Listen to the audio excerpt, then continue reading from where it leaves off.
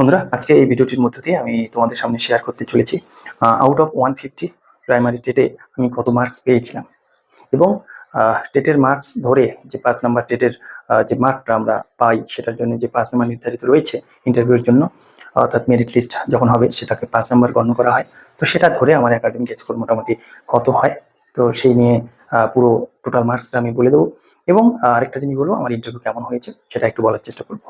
চলো কথা বলে লাভ নেই, আমরা মূল বিষয়ে চলে যাই। প্রথমেই একটা বিষয় পরিষ্কার করে বলি, আমি 2022 সালের WP primary TET qualified candidate.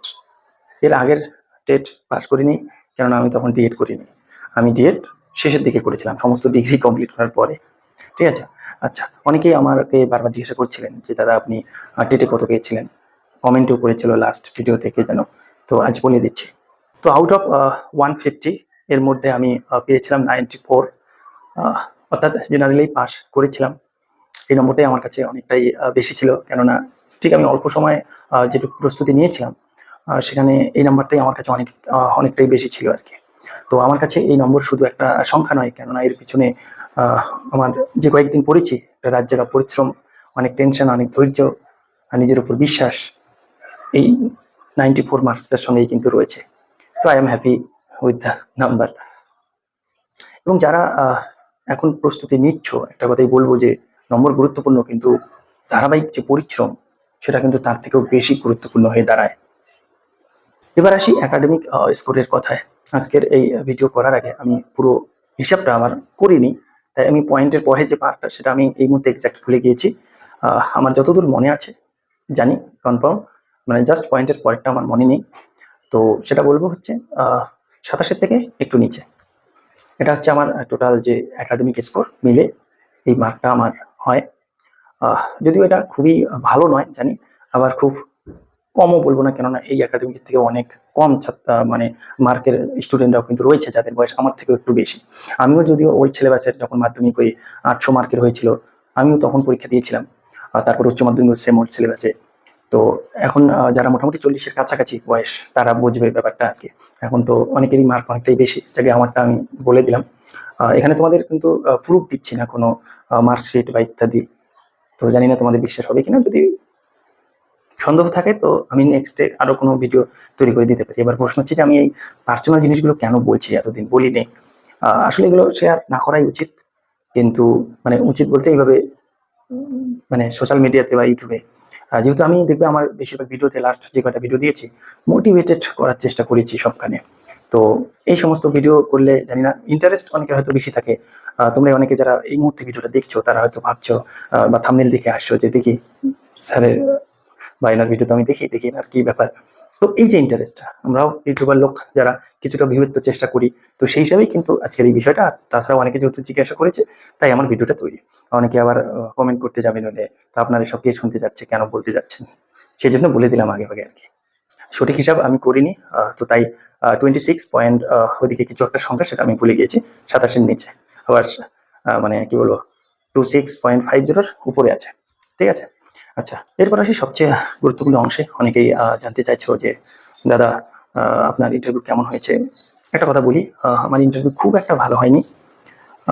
একটা কথা বলতে চাই, জাস্ট বলতে কোনো আমার দ্বিধাও নেই যে সেই দিন আমার শরীর অসুস্থ ছিল, এবং এটা এক্সকিউজ নয়, আমি সত্যি অসুস্থ ছিলাম। এবং পরের দিন আমার ট্রেন ছিল, তো আমি আগের দিনেই হসপিটাল থেকে জাস্ট ছুটি নিয়ে ভর্তি ছিলাম, আমি অ্যাডমিটেড ছিলাম। তো সেখান থেকে ডাক্তারবাবুকে বলে একটু সুস্থ হয়ে আমি কিন্তু গিয়েছিলাম।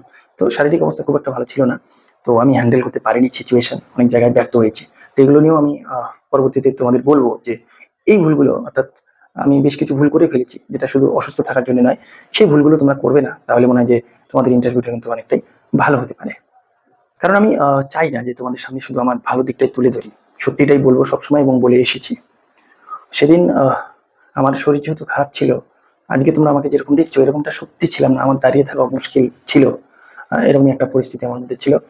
তো শারীরিক অসুস্থতা, মানসিক চাপ সব মিলিয়ে খুব একটা ভালো হয়নি। তো এই বিষয়ে একটা জিনিস বলে রাখি, আমি কিন্তু ইন্টারভিউ দিয়ে আসার পরে আমি কিন্তু একটা ভিডিও তৈরি করেছিলাম। আমি ডিসক্রিপশনে লিঙ্ক দিয়ে দেবো, তোমাদের যদি কারো ইন্টারেস্ট থাকে যে কীরকম হয়েছে সেটা নিয়ে একটা ফুল ভিডিও রয়েছে, আর সেটা তোমরা দেখতে পারো। ডিসক্রিপশনে লিঙ্কটা দেওয়া থাকবে। তবে বন্ধুরা, একটা কথা আমি বিশ্বাস করি যে জীবনে সবসময় সবকিছু আমাদের পরিকল্পনা অনুযায়ী হয় না। হয়তো এরই নাম ভাগ্য। কিন্তু তাই বলে চেষ্টা থামিয়ে তো দেওয়া যায় না, চেষ্টা করে যাওয়া উচিত লাইফে। অবশ্যই চেষ্টা করে যাব পরবর্তীতে যদি আমি এই পেশার সঙ্গে যুক্ত হতে পারি। আমি বর্তমানে অন্য একটা কাজ করি এবং অনেকেই জানো তোমরা আমার স্কুলের ছবি দেখো পোস্ট করতে। একটা হাই স্কুলে আমি গেস্ট টিচার হিসাবে বলতে পারো পড়াই বেশ কিছুদিন ধরে, বেশ কয়েক বছর হয়ে গেল। সেটা আমার একটা প্যাশন, শিক্ষক হওয়া এটা ছিল একটা স্বপ্ন। অন্য কাজ একটা ছোট মোটো করি, আর বাদ বাকি যে কাজগুলো যেগুলো টিউশন করানো ইত্যাদি সেগুলো আমি করি আর কি। তো সব দিক মিলে একটা ইনকাম সোর্স ঠিক আছে চলে যায়, বাট একটা পার্মানেন্ট, যদিও একটা পার্মানেন্ট কাজ আছে, বাট আরেকটা মানে ভাবছি যে শিক্ষক হওয়ার যে স্বপ্ন, ওই যে বলেছিলাম যে কাজের সাথে তোমার যদি প্যাশন না থাকে না, তাহলে সেটা তুমি সারা জীবন করে শান্তি পাবে না আর কি। তো আমি একমাত্র সব থেকে বেশি নিজেকে সেফ মনে করি শিক্ষক পেশার সঙ্গে। তাই আমি যাদের পড়াই, স্কুলে গিয়ে পড়াই কিংবা টিউশনে যখন পড়াই, তখন তাদের সঙ্গে আমি নিজেকে খুব ভালোভাবে মানিয়ে নিতে পারি এবং আশা করি আমার যদি কোনো ছাত্র এই ভিডিওটা দেখে তারাও জানবে বা বুঝতে পারবে বিষয়টা। তো যেটা বলবো আমি, যে যারা এখনো ইন্টারভিউ দাওনি, যাদের এখনো ইন্টারভিউ দিতে বাকি রয়েছে, আমি শুধু একটা কথাই বলবো যে এখন থেকেই সিরিয়াসলি প্রস্তুত নাও, কারণ ইন্টারভিউতে এই ছোট ছোট বিষয়গুলো অনেক বড় পার্থক্য তৈরি করে। আর আমি ইন্টারভিউ এই যে বেশি ভালো করে প্রস্তুতি নেওয়ার কথা বলছি বলে একজন কমেন্ট করেছে যে আপনার কি মনে হয় যে এখনো কেউ ইন্টারভিউর প্রস্তুতি না নিয়ে বসে আছে। দেখুন, আমার কাজ সেটা নয় মানুষকে জাজ করা। আমি সবসময় মোটিভেট করার চেষ্টা করি, যেটা পারি ভালোর চেষ্টাই করব ইউটিউব চ্যানেলের মধ্য দিয়ে। আর এমন আমার মিথ্যা কোনো কথা বলার ইন্টেনশন নেই। আমি এখানে কোনো কোর্স বিক্রি করি না যে তাড়াতাড়ি প্রস্তুতি নিন, আমার কাছে 500 টাকার পিডিএফ কিনুন, আমি বলি না, সেটা তোমরা ভালো করে জানো। তো সেদিক থেকে আমার কথার তোমরা বিশ্বাস করতে পারো, যেগুলো আমি বলি নিশ্চয়ই ভালোর জন্যই বলি। আরেকটা জিনিস লক্ষ্য করবে, দেখবে আমরা যখন স্কুলে গিয়ে যখন শিক্ষক হিসেবে ছাত্রদের পড়াই, বা আমরা যখন ছাত্র ছিলাম আমাদের শিক্ষকরা যখন পড়িয়েছেন, তখন তারা হয়তো বলেছিল যে সকালবেলা উঠবে, সকালবেলা ভোরবেলা পড়তে পারো, এবং আমরা না তাই করতাম। এখন ঘুম থেকে যেমন সকালে উঠতে পারি না, বাট তখন করতাম। এবং মনে পড়ে ভোরবেলা উঠে প্রত্যেক দিন পড়তাম, ইতিহাস মুখস্থ করতাম, ম্যাডাম দিত প্রত্যেক দিনই মুখস্থ 7-8-এ। তো মুখস্থ করতাম এইভাবে 7-8-9-10 একটা অভ্যাস ছিল। তো এখন কিন্তু সেটা পারি না, কিন্তু সেই সময় সেটা করেছি বলে যাই হোক, রেজাল্ট শুনলেই তো একাডেমি মোটামুটি একটা ভালো করেছিলাম ওল্ড হিসাবেও। তখন আমরাই মোটামুটি ওটাই ভালো আর কি, স্কুলের যে 2-4 জন ভালো রেজাল্ট করতো তাদের মধ্যে আমরা ছিলাম আর কি। তো এবার বর্তমানেও দেখবে কেউ একজন ভালো উপদেশ দিলে না এখনকার ছাত্ররা শুনতে চায় না, কিন্তু যারা শোনে তারাই কিন্তু সাকসেস হয়। তাই আমার ইউটিউবে বলা কথাগুলো অনেকের খারাপ লাগতে পারে, যা আপনাদের কি যোগ্যতা আছে আমাদের বলেন এরকম। তো যোগ্যতা যদি সবসময় শুধু চাকরি বা পজিশন দিয়ে হয় তাহলে বলবো আমার যোগ্যতা নেই। বাট পড়াশোনার কথা যদি বলেন, আমার এক্সট্রা ডিগ্রি অন্যান্য জিনিস, অনেকে আমাকে পার্সোনালি চেনেন যারা, তারা তো চিনবেন, আর যারা জানেন না তো পড়াশোনা করেছি, যথেষ্ট করেছি। পড়াশোনা নিয়ে অহংকার করা উচিত নয়, বাট পড়ানোর মতো যোগ্যতা আমার আছে, এইটুকু আমি বলতে পারি। এটা নিয়ে আমি অবশ্যই গর্বিত, কেননা খুব কষ্ট করে পড়াশোনা করেছিলাম। আর আরেকটা কথা বলবো, আজকে সিরিয়াসলি এই বিষয়গুলো বলছি পার্সোনালি, এগুলো না বললেও কোনো ব্যাপার নয়। তো যাদের ভালো লাগে অবশ্যই শুনবে, আর এতক্ষণ অব্দি কেউ যারা শুনছো তাদের তো অসংখ্য ধন্যবাদ দেবো, আমি একদম মন থেকে অসংখ্য ধন্যবাদ দেবো। এতটা সময় ধরে, জানি না ভিডিওটা বোরিং হলো না কি হলো। আমি কোনোদিনও কোনো প্ল্যান করে ঠিকঠাক, হ্যাঁ ভিডিও কি তৈরি করবো সেটা প্ল্যান করি, কিন্তু কি বলবো সেগুলো আমি আগে থেকে খুব একটা সাজিয়ে নেই না। আগে থেকে আমি অনেক দিন থেকে ভিডিও তৈরি করতাম। এটা চ্যানেল তোমরা দেখছো, এর আগে আরো 4-5টা চ্যানেলে ব্যর্থ হয়েছি, একটু একটু সাকসেসও হয়েছিলাম। ফাইনালি এটা আপাতত চলছে, আবার বেশ কিছু আমি নতুন খুলেছি আর কি।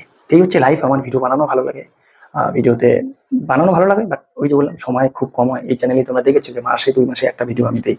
তো এগুলো আমার পার্সোনাল ব্যাপার, আর এগুলো এতটা ডিটেলসে না যাই।